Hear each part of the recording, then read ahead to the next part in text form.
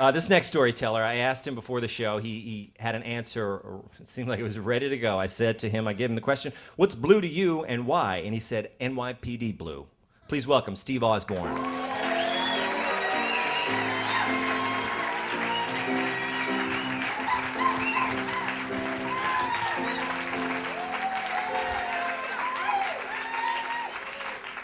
How you doing?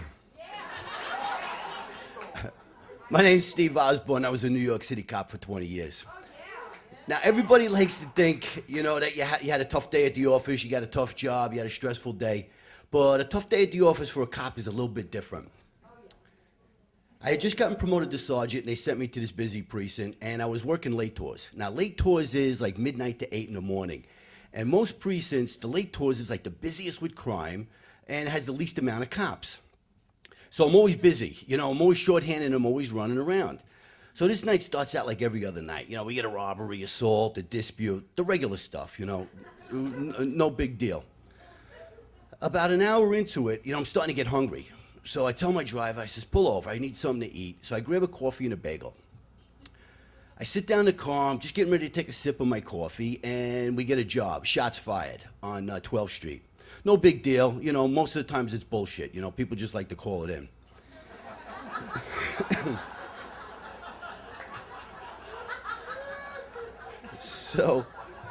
But now she's telling us she's getting additional calls, it's now coming in as a mail shot. So I put the lid back on my coffee, I wrap up my bagel, boom, lights and sirens, off we go. We pull onto the block, and I can see there's a guy laying in the middle of the street, and there's a little bit of crowd around, and we pull up, I jump out of the car. So I'm like, what happened? Nobody knows nothing. So I go over, I see the victim, I kneel down next to him, and he's like a 17-year-old baby-faced little kid. I lift up his shirt, and I can see the bullet hole in his stomach. So I tell him, I says, relax, man, you're gonna be all right. I said, what happened? He gives me this hardcore, really tough guy stare. He don't like the cops. He's probably been arrested a couple times. He's never talked to the cops, and he's not starting now. So I says, what's your name? Just tell me your name. Nothing. I ain't getting nothing out of him. And you get frustrated because I want to lock the guy up that shot him. And you want to get mad at him, but I couldn't get mad at him. I could only admire him. I looked at this kid and I admired him. He was a hardcore tough guy at the age of 17. And I would like to think that if I was laying there with a bullet in my stomach, I could be half as tough as him. So just then, two women come running up. Older woman, younger woman, they're crying. This is Mama and his sister. So I go over to the mother, and I tell her, relax, he's gonna be okay. I don't know if he's gonna be okay, I just tell everybody that.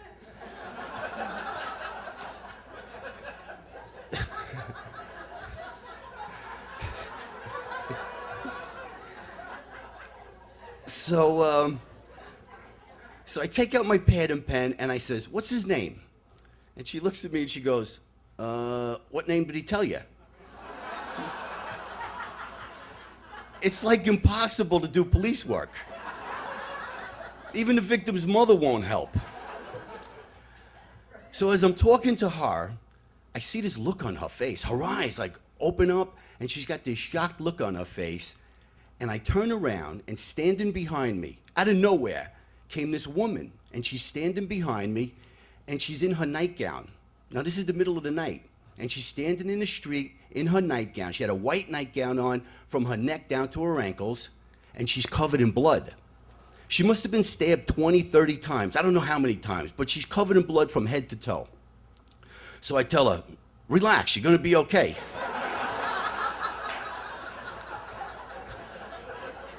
So I tell her, sit down on the curb, let me call an ambulance for you. But no, she didn't want to hear it. She just kept saying to me, help my sister, help my sister. So I tell her, I says, all right, where's your sister? What happened? And she just reaches out with these two bloody hands, and she tries to grab my shirt. She's trying to pull me. She wants me to follow her. And she just keeps saying, help my sister, help my sister. So I tell the two cops that are with me, I'm like, all right, you guys handle the shooting. Me and my driver, we'll see what's up with this. So I start to follow her. And she leads us around the corner. And I couldn't help but notice, as she's walking, she's leaving bloody footprints on the sidewalk. So I follow her around the corner to 11th Street. And she takes us to this 5-story walk up. And she's pointing at the front door, and she's going, help my sister, help my sister. So I says, what apartment? Where we going? And she was in shock. She couldn't say anything else. She just helped my sister. So I tell the cop that's with me, I'm like, all right, come on, let's go. Let's see if we can figure out what apartment this is. We go in the front door, and it didn't take Columbo to figure this one out. There's a white tile floor, and there's bloody footprints leading down the hallway to an open door. So I take out my gun, and I'm tiptoeing down the hall. We get to the door, and like I'm trying to peek in, I'm trying to listen. Nothing. Everything's really quiet. So we got to go in. We got to find out what's going on. So I tap the door with my foot, and it swings open. And it was a small apartment. There was a kitchen, a living room, a tiny bathroom, and a bedroom. And when the door opened up, I couldn't believe it. It was like a horror movie. There was blood everywhere. There was blood on the floor. There was blood on the ceiling. There was blood on the walls. The kitchen table was knocked over on its side. The chairs were knocked over. There was blood on the sink and the stove, and there was bloody handprints and footprints on the linoleum floor. You could see where like somebody was scrambling on their hands and knees trying to get away from their attacker. So I step inside. There's nobody in the kitchen, nobody in the living room, nobody in the bathroom. The guy that did this, if he's still here, he's in the bedroom. So I tiptoe over to the bedroom, and my plan was, I'm gonna kick this door open. We're gonna bust in, we're gonna surprise him, and we'll shock him. So I step back, and my adrenaline's pumping. You know, my heart's pounding so loud, I could hear it in my ears. So I haul off, and I kick this door. I kick this door so hard, boom! The thing flies open, swings around, hits the wall on the other side, bounces off, swings back, and closes in my face.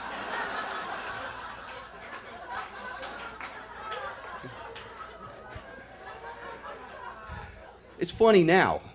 It wasn't so funny back then.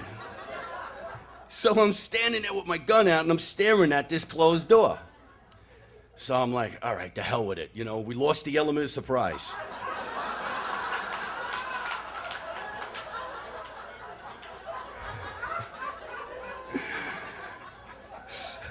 So I kick this thing again, and I step through. Now, I've already decided that if there's a guy in there with a knife in his hand and he steps 2 inches in my direction, I'm going to light him up. I already decided. So I step through the door, and the bedroom looks almost as bad as the kitchen. There's blood on the walls. There was 2 little twin beds, and one of the mattresses was knocked on the floor. And there was bloody handprints, like, on the wall. And you could see how somebody was running across the bed, like climbing the walls, trying to get away from their attacker. So I look around, there's nobody there. And I was a little disappointed. I wanted to catch the guy. You know, whoever did this should get locked up. So I go back out into the kitchen, and I'm looking around. I'm looking at this mess. And I had been to a lot of shootings, you know, a lot of crime scenes, but I hadn't seen too much that was as bad as this. And as I'm standing there looking around, very faintly, I hear, and I'm looking around. I'm like, I said to the cop that's with me, I said, did you hear something? I think I just heard something. And it was really quiet. And all of a sudden, I heard it again. It's coming from the bedroom. So now I'm thinking, oh, shit. There must be a little kid in there that I missed, you know, under the bed or in the closet. So I go back into the bedroom. I flip over the beds, nothing. I tear the clothes out of the closet, nothing. There's nobody in there. And I heard it again. It's coming from the window. So I go over to the window, and I look outside, and there's a fire escape. And up on the next landing, there's a woman. And she's got the same nightgown on as the first one. And she's sitting out there, and she's like curled up in a fetal position, and she's rocking, and she's just sobbing, and she's covered in blood. Same thing, head to toe. She's hacked up just as bad as the first one. So I tell her, you know, I'd stick my head out, and I'm like, relax, everything's gonna be okay. So I finally convinced her everything was over, and I get her to come back in. And I call the dispatcher. I call Central. I says, I need an ambulance on 11th Street. So now the dispatcher's starting to get a little bit confused. So I had to clear it up. I'm like, look, I got a male shot on 12th Street. I got a female stabbed on 11th Street. And now I got another female stabbed inside a building on 11th Street. So we finally get a story out of the women. It turned out it was a family dispute gone really bad. The first one was arguing with her husband, and the second one, the sister, she butts in, she throws her 2 cents in. The husband got pissed off, he grabbed the kitchen knife, and he hacked the loving shit out of the two of them. We get ambulances for them. We send them everybody off to Bellevue. Now, in the police department, assault victims fall into 3 categories. You're dead, you're DOA, you're likely to die, or you're not likely to die. And depending on what category you fall in, that decides whether the detectives are going to respond or not. If you're dead, they respond. If you're likely to die, they'll respond. If you're not likely, you're less of a priority. So maybe they'll come later. So I got to go up to Bellevue and find out what the condition is. Jump in the car, I race up there. I don't know if you've ever been in Bellevue Emergency on a busy night. You'd think there's a war going on out there. So I go see the nurse, and her and I kind of live in the same world. So I says to her, a little busy out there tonight, huh? And she looks at me like, no shit. So I tell her, I says, the kid that shot. I says, he's mine. What's the story? Is he likely? So she goes, he's up in the OR. She goes, yeah, he's probably likely. I says, the 2 females stabbed. I says, they're mine also. What's the story? She goes, I'll go out on a limb. There was a lot of slash wounds, a lot of blood, but nothing too deep, so they're probably not likely. Thanks. I make my notifications, jump back in the car, and I go back down to the precinct. And now, people are still calling 911. Just because we had, somebody shot and somebody stabbed, things don't stop. People are still calling. So I go back down, and I'm starving to death. I still haven't eaten my bagel or had my coffee. So I tell my driver, I says, pull over. I got to eat. So I open up my coffee, and I open up my bagel. And just as I'm taking a sip, dispatcher calls me. She gives me a report of a male down. Now, a male down could mean anything. It could be a drunk that fell in the street and he can't get up. Sergeants don't normally go on stuff like that. So I says, give it to the next available sector. So she tells me, we're getting additional calls on it now. The male either fell or jumped out a window. So I put my lid back on my coffee, rack up my bagel, lights and sirens, off we go.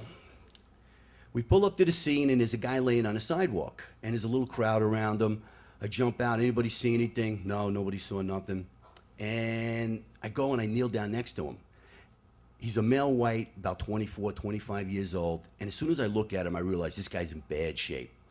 Turned out he was at a party in a 4th-floor apartment, and it was a little hot up there. He opens the window, and he sits on the windowsill. He's got one leg in, he's got one leg out. He's sitting there, he's drinking his beer, and he rolls out 4 floors down. But right before he hit the ground, he clipped the back of his head on the fire hydrant. And now I'm kneeling, I'm on my hands and knees, and I'm kneeling over him, and I'm looking at this mess of, hair and blood and bone, and I'm telling him, I'm like, I said, relax, kid, you're gonna be okay. The ambulance is coming. We're going to get you to the hospital. You just got to hang in there. I said, you got to be tough. You got to stay with me. And his breathing was irregular. And I'm telling him, I said, keep breathing, man. Just keep breathing. Just stay with me. And as I'm talking to him, I'm realizing that my voice is probably the last thing that he's ever going to hear on this earth.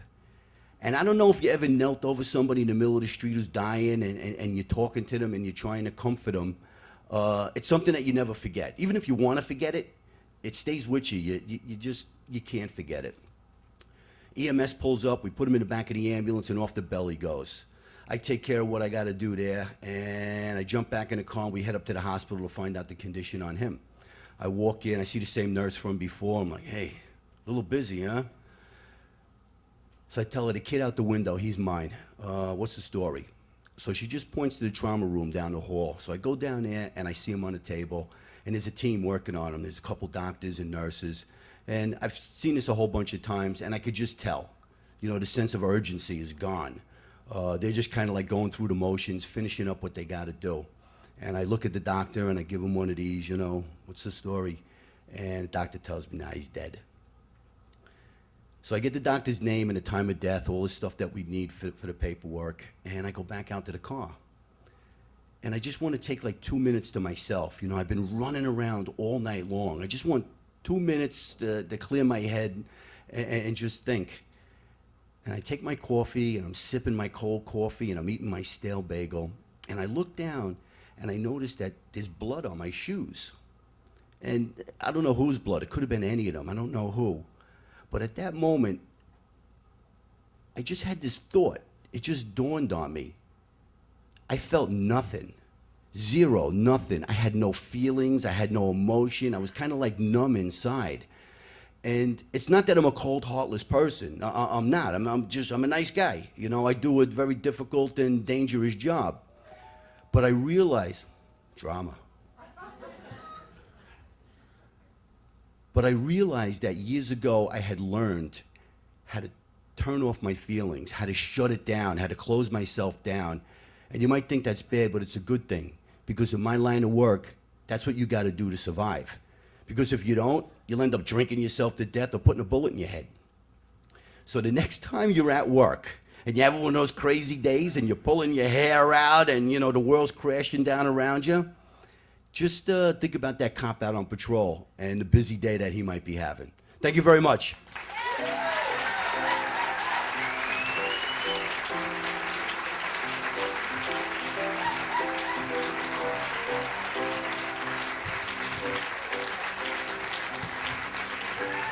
Steve Osborne.